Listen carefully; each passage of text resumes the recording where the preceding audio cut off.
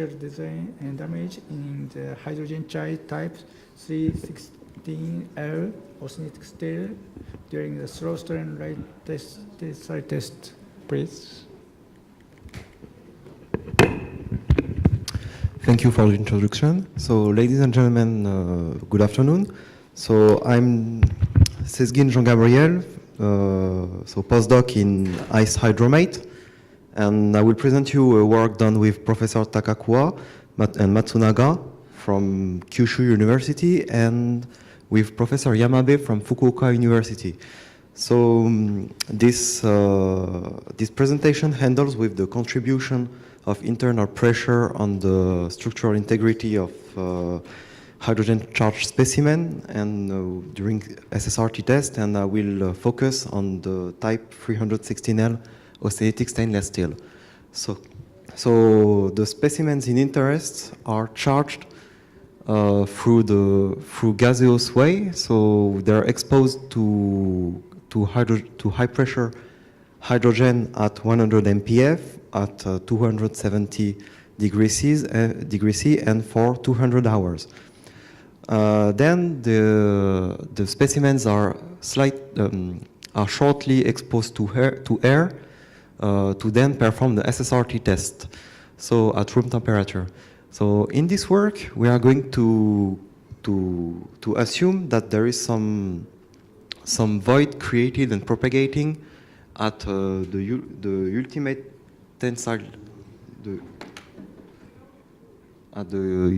tensile stress.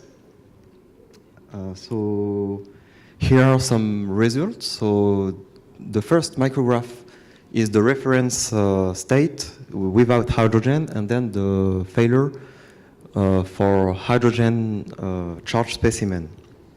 So there is a difference of failure mode. So the first one failed by microvoid coalescence, but the second one, there is some interrogation on the failure mode. So it can be assisted by macroslips, or it can have an effect of internal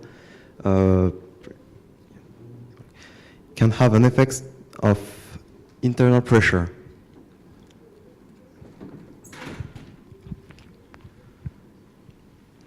So the objective of this presentation is to provide some elements to answer to this question and to quantify the effect of internal pressure on the structure integrity. So I will first present a couple of simulations to give a quantitative assessment, and then I will present you some experimental facts to confirm this the results. So first of all, I will calculate I will show you some calculation of the internal pressure buildup in the structure, and then the effect of the structure integrity.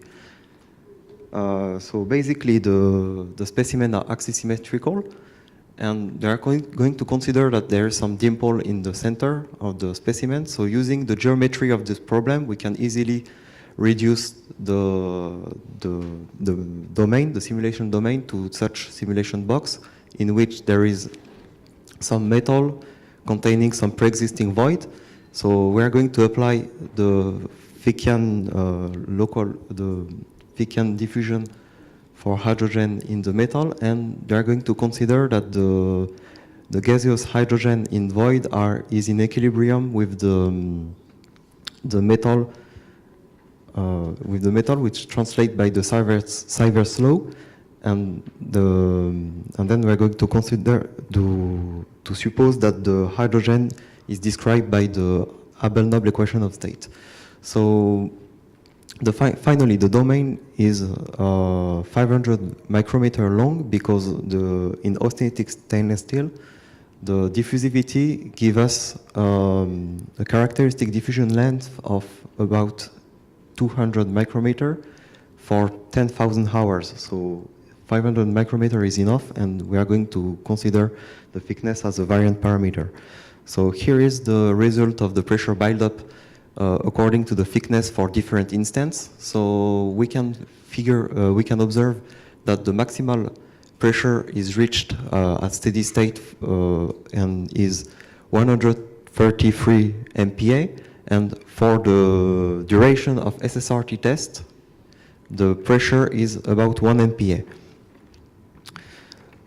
Then we are going to, so because this approach is, you use only continuous, is only continuous, so there is no effect of microstructure, so we are not really sure whether there is a local effect of, for example, pipe diffusion. So in the conservative way, we can keep, we know that the pressure is between 1 MPa and 133 MPa, so we are going to see the impact of such pressure on the structure integrity. So here is the typical aspect of the failure surface. So we can, so these voids are translated by such simulation, so such domain. So penny shape cracks aligned or shifted by an angle of 45 degrees. So we have performed this simulation in the parameter range taken from the observation by using finite element method. So and by applying some internal pressure from 0 MPa for air and for a hydrogen charged specimen, pressure going from 0 to 133 MPa. So what kind of criterion can we use for such approach? So the failure criterion is borrowed from some microvod coalescence models presented by Tvergaard and Hutchinson. So the critical J, so the critical J is given by such expression, which involve the yield stress and the spacings. And here is the numerical coefficient, which depend on the shape of the voids and the density. So in our case, no value exists in the literature. So we are going to take the reference case of 0 MPa because the UTS is 900 MPa, so we are going to calculate the G1C and apply this criterion for different pressure. And so we have the critical stress with hydrogen, and we can quantify the effect of hydrogen by doing the ratio here.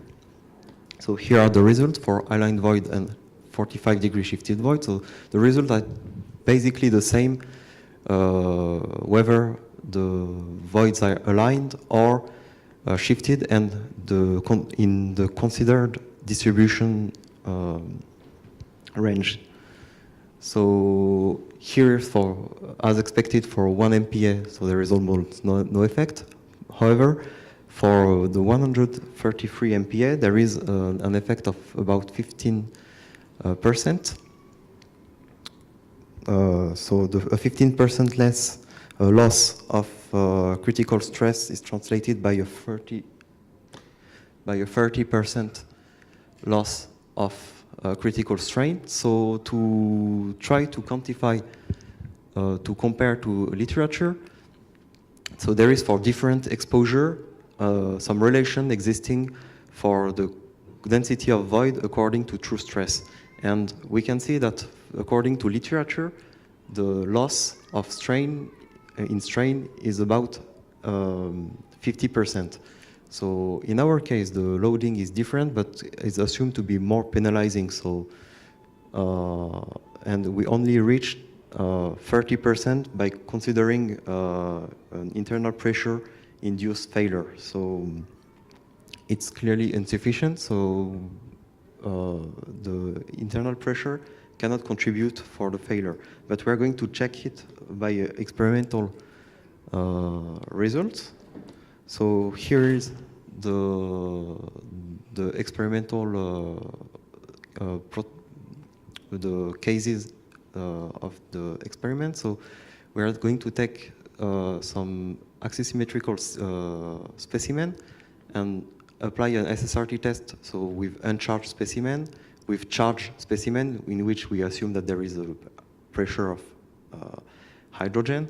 And then the target of the experiment is to cancel the stress induced by the internal pressure.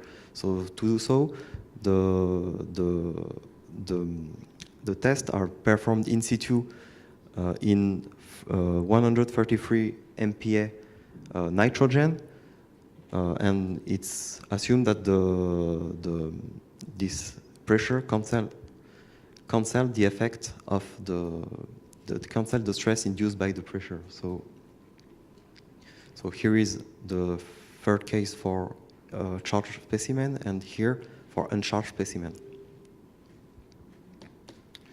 So the results are given by this. So the results are summed up here. So we can see that there is for the effect of the external pressure is tempered, so is not significant. However, for hydrogen charged specimen or for uncharged specimen. So if we take a look at the RRA,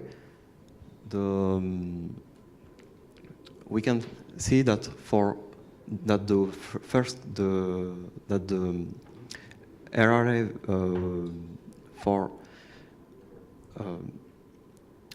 for specimens which are exposed to high pressure nitrogen is similar in whether there is hydrogen or not. So it means that the effect of pressure is not significant. Of internal pressure is not significant in our case. Then, if we take a look in the fractograph on the failure surface, we can see that the first case and the fourth case, so which schematic representation is given here, are similar. So the same void size. However, the reduction is observed in the two others, and so we can say that the stress, the internal pressure, does not affect the reduction in the impulse size. So all this evidence, including the simulation, prove that there is no effect of internal pressure of hydrogen in the failure of such material. So we have performed some simulation, and the actual pressure is 1 MPa, but is between 1 MPa and 133 MPa. There is no effect of internal pressure, and the maximal loss of 30% cannot be explained from the result from the literature. Then the experiment have shown that there is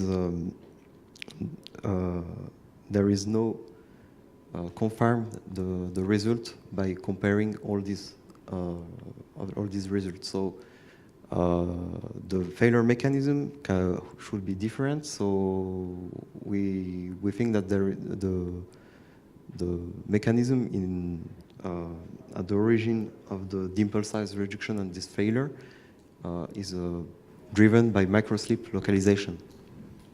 Thank you for your attention.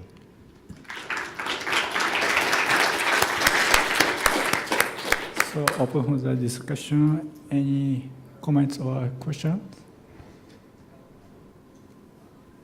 Thank you for a very nice presentation. If I understand correctly, we're talking here about hydrogen-induced cracking. You talk about molecular hydrogen within the structure. No, Hydrogen pressure. You yeah, have a gas. Am I right? Within the material, yeah. the effect of pressure. Yeah. What pressure? The effect of molecular hydrogen within voids or something Yeah, else? that's right. Or external?